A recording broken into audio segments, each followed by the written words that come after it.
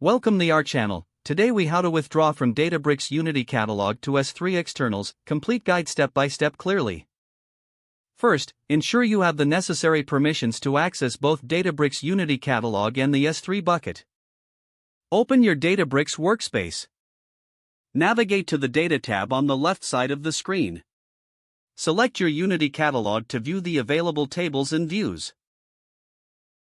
Identify the table or view you wish to withdraw from Unity Catalog. Click on the three dots beside the selected table or view.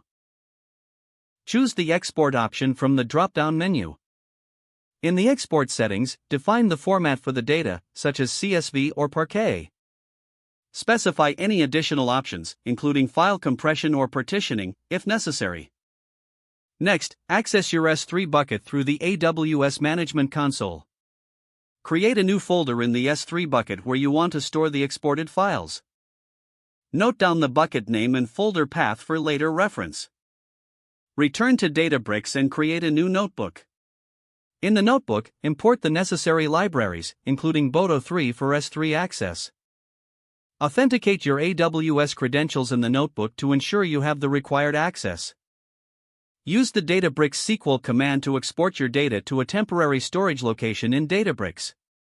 Run the command to initiate the extraction process. Once the data has been successfully extracted, upload the files to your specified S3 bucket folder.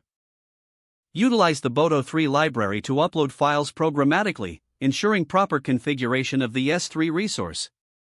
Confirm that the files have been successfully uploaded by checking your S3 bucket in the AWS Management Console.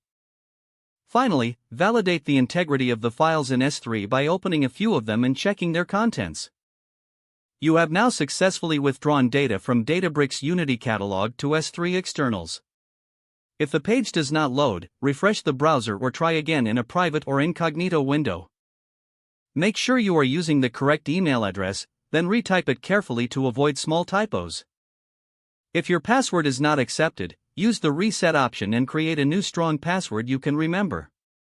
Check your spam folder for verification or security emails, then complete any. Enable two-factor authentication if available to improve account security and reduce unauthorized access risk. After signing in, review your profile details so your contact information and settings are accurate and current. Don't forget to like this video and subscribe to our channel for more step-by-step tech guides.